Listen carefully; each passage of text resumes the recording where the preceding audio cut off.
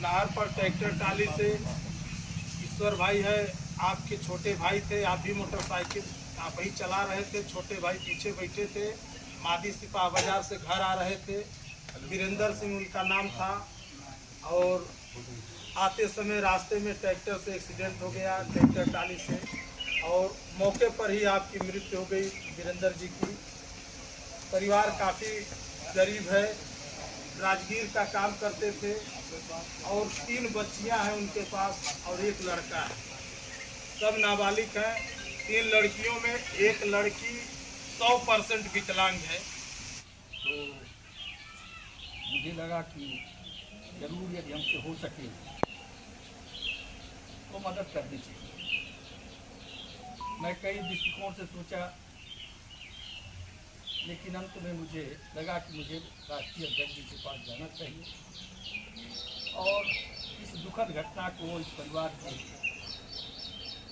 व्यथा को बताना चाहिए। मैं एक बार गया, संयोग से राष्ट्रीय अध्यक्ष जी नहीं मिले। उनके निजी सचिव को मैं पत्र दे करके चला आया। वो कहे कि राष्ट्रीय अध्यक्ष जी जब आएंगे तो मैं ये पत्र उनके सामने रखूंगा और निश्चित रूप से सहायता करूँगा। जब मैंने फ़ोन किया तो कहे कि मौका नहीं मिल रहा है, मैं नहीं कर पा रहा, आपको आना है। तो मैं दोबारा गया तो राष्ट्रीय अध्यक्ष जी मिले, लेकिन संजोग से उसके पत्र मेरे पास नहीं था, क्योंकि पत्र मैं दे चुका गंगाराम जी को। तो मैं सोचा कि उसी पत्र से काम चल जाएगा। तो राष्ट्रीय अध्यक्ष जी ने कहा कि गंगाराम जी कर दीजिए अध्यक्ष जी का। गंगाराम जी पटा गए और कहे कि पत्रवा तो आप लिए नहीं है। हमने कहा कि आप कुछ ये कहे, हमारे पास हजारों पत्र हो जाते हैं। कहा, लेकिन राष्ट्रीय अध्यक्ष जी ने कहा कि अध्यक्ष जी का कर दीजिएगा। तो मैं फिर गया और एक और घटना हो गई अहमदाबाद में। वहाँ भी इस तरह की सहायता की जरूरत थी। तो वहाँ हमारे विधायक राजेंद्र कुमार जी थे। तो वो कहे कि हम लोग 17 तारीख को चलेंगे। मैं पता कर दिया था कि 17 तारीख को राष्ट्रीय दिवस है। तो हम लोग दोनों आदमी गए, राष्ट्रीय दिवस मिले। तो उन्होंने कहा गंगाराम जी आपने किया नहीं कहा, कहे कि आज कर देंगे। तो चिट्ठी में दिया था, और वो भी चिट्ठी दिया था, ये भी दिया था।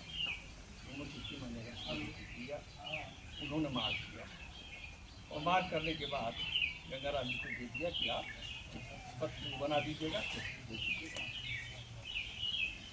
फिर गंगाराम जी का फोन आया कि कितना कर दें। तो मैं सोचा कि पार्टी बहुत दिनों से सत्ता में नहीं है और राष्ट्रीय अध्यक्ष जी की मंशा है कि मैं गरीबों की सहायता करूं, इस तरह से अनाथ लोगों की सहायता करूं। तो मैंने कहा कि 50,000 करा। फिर गंगाराम जी से राष्ट्रीय अध्यक्ष ने कहा कि 50,000 करा, परिवार गरीब है, 1 लाख। मैं सही बात बता रहा हूँ कि हमने तो 50,000 कहा, लेकिन राष्ट्रीय अध्यक्ष जी ने कहा कि यदि किसी की मदद करनी हो तो इतनी मदद कर दो कि उसको लगे कि हमारी मदद हुई है। हमसे भी कहा कि मदद कराइए, या तो मत कराइए, नहीं तो कराइए तो महसूस कराइए कि उसकी मदद हो रही है। तो दोनों जगह के लिए 1-1 लाख का चेक उन्होंने जमा किया। मुझे यही कहना है कि हमारे नेता माननीय अखिलेश यादव जी बहुत ही, जो उनके पास जाएगा, ये लोग मिलते रहते हैं, बहुत ही संवेदनशील व्यक्ति है और लोगों के हर एकदम छोटी जगह पर जा करके उनको समझ में आ जाना चाहिए कि हाँ, ये यहाँ मदद की ज़रूरत है, तो निश्चित रूप से वो करने का काम करते हैं और बढ़ चढ़ करके करने का काम करते हैं। लेकिन दुर्भाग्य है कि जो जहाँ से खजाने की कुंजी है, जहाँ से वो अधिक जाएगा, तो सब लोग मिले जुलेंगे तभी ना होगा। मानिए आज हम लोग आए तो अच्छा, घर कहाँ पे है? हकड़ा रेयाव। अच्छा, और कौन लोग आए थे यहाँ पे? समाजवादी पार्टी के। अच्छा, कुछ दिए हैं आपको? अच्छा, चेक दिए हैं, सहयोग राशि दिए हैं। अच्छा, क्या हुआ था? अच्छा, एक्सीडेंट हो गया था। ठीक।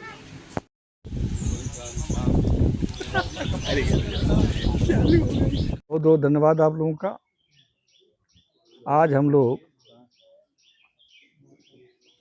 एक पीड़ित परिवार, जिसके एकमात्र कमाने वाले व्यक्ति की सड़क दुर्घटना में मृत्यु हो जाने के कारण वह परिवार भूखमरी के कगार पर आ गया था।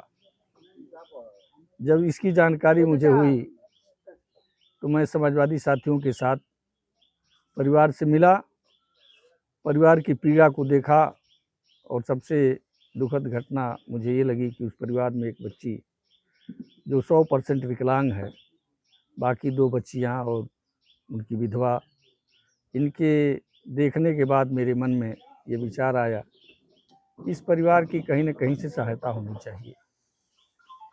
इस परिवार के बारे में, इस परिवार के दुख के बारे में जब मैंने अपने राष्ट्रीय अध्यक्ष जी को अवगत कराया तो उन्होंने कहा कि निश्चित रूप से उस परिवार की मदद करेंगे। और उसी क्रम में माननीय राष्ट्रीय अध्यक्ष जी ने इस परिवार की सहायता हेतु सहायता राशि के रूप में चेक प्रदान किया और वो चेक आज उस परिवार को हम लोग समर्पित करने के लिए आए हुए। कितने का चेक था? वो धनराशि उस चेक पर लिखी हुई है। क्या लगता है आने वाले समय में इस तरीके की जो घटनाएं हो रही हैं, समाजवादी पार्टी हर दरवाजे तक पहुंचे? समाजवादी पार्टी के मुखिया हर गरीब की पीड़ा को समझते हैं, हर नौजवान की पीड़ा को समझते हैं, हर बेरोजगार की पीड़ा को समझते हैं, किसान की पीड़ा को समझते हैं, व्यापारियों की पीड़ा को समझते हैं, मजदूरों की पीड़ा को समझते हैं, समाज के हर वर्ग की पीड़ा को समझने का काम करते हैं और जहां जिस तरह से सहायता करने की आवश्यकता होती है उस तरह से हर पीड़ित परिवार को सहायता करने का काम करते हैं।